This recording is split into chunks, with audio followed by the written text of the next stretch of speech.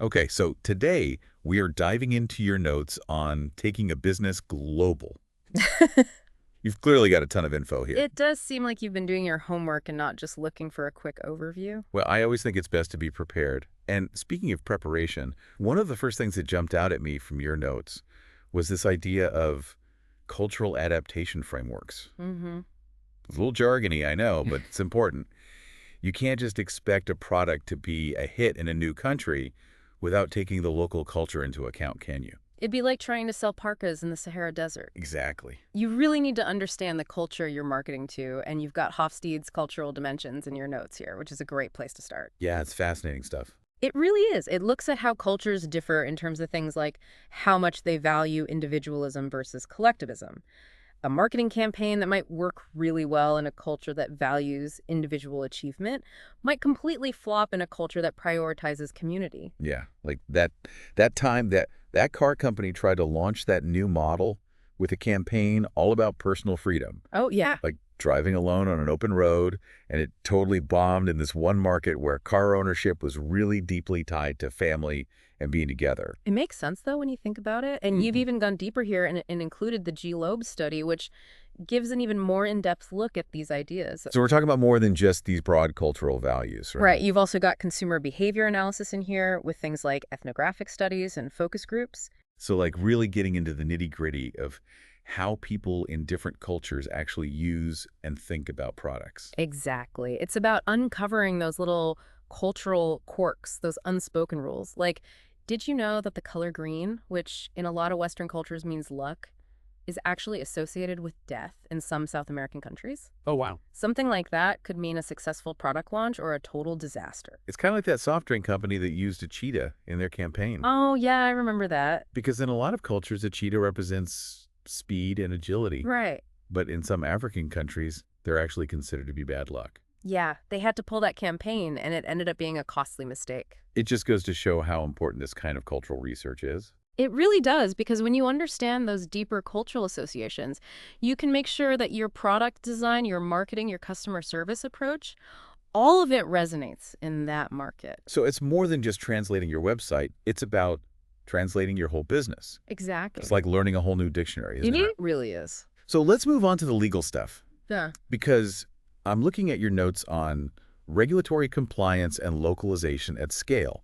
And I have to admit, this part always makes me a little nervous. It's definitely a lot to wrap your head around. I'm trying to read a foreign language. But it's all about understanding that each country has its own rules in place for a reason, to protect consumers, to make sure there's fair competition. Right. And your research on things like corporate governance structures and data protection laws like GDPR tells me you get that. Okay, so it's more than just making sure the instructions are printed in the right language. Mm-hmm. What about something like GDPR that seems pretty complicated?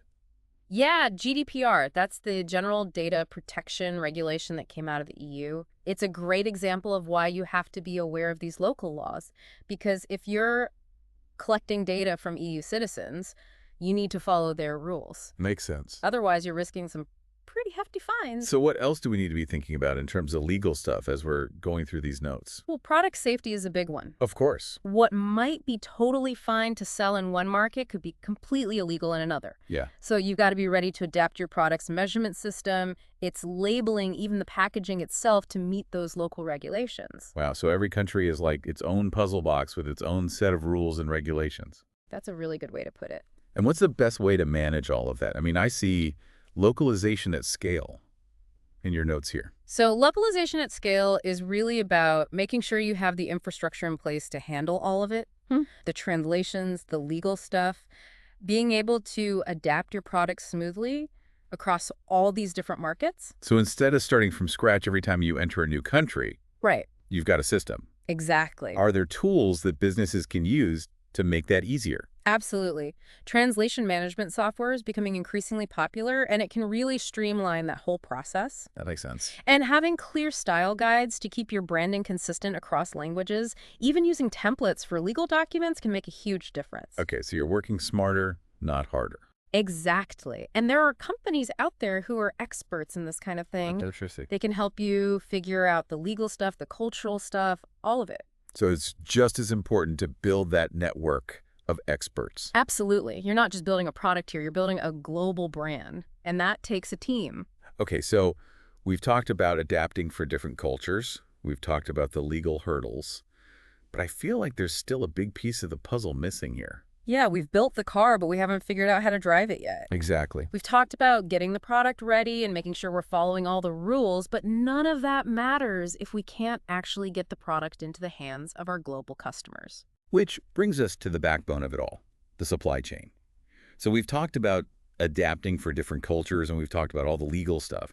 But now we're getting to the part where it all comes together. Exactly. And you've got international supply chain optimization and risk management in your notes here, which tells me you're already thinking about this strategically. Yeah. I mean, it's not enough to just get your product from point A to point B right.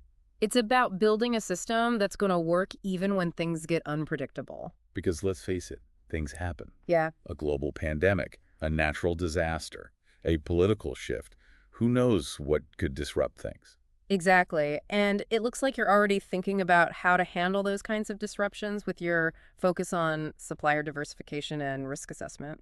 So not putting all your eggs in one basket. Imagine if all of your manufacturing is happening in one country, Yeah. and then there's some kind of major event that disrupts everything. Wow. You've got to have backup plans in place. Right. Multiple suppliers, different locations, so that if something goes wrong in one place, your whole operation doesn't grind to a halt. Makes sense. But what about the actual logistics of it all? Moving products around the globe. I'm looking at my notes and I see AI blockchain. It's a lot of really complex technology. Well, this is the really exciting part. This technology is changing everything about the way we think about supply chain management, making it more streamlined, more transparent, more efficient. And you've got AI in your notes here, which can be used for everything from real-time tracking of shipments Okay. to predictive analytics that help you anticipate demand. So you know what to expect Right. before it even happens. Exactly. You can optimize your inventory. You can avoid the stockouts or having too much product in one place. Amazing. And then there's blockchain, which seems like it's everywhere these days. Blockchain has incredible potential when it comes to supply chain transparency because it allows you to track the journey of your product from the very beginning. Oh, wow. So you can make sure that your sourcing is ethical. From start to finish. Exactly. And that's something that consumers really care about these days. Absolutely. They want to know where their products are coming from, and that kind of transparency can really set you apart in a global marketplace. So much to think about when it comes to going global. There really is, but it's clear that you're asking all the right questions and that you've done your research. Well, I like to be prepared. And you are. It's clear that you understand that going global is about more than just adapting your product. It's about adapting your whole way of thinking. To be more flexible. Exactly. You have to be open to new ideas, new ways of doing things. And maybe even a little bit of risk-taking. You've got to be willing to dive in. To take the plunge. That's what it's all about. Well, thank you for taking this deep dive with me. It's been amazing. Absolutely.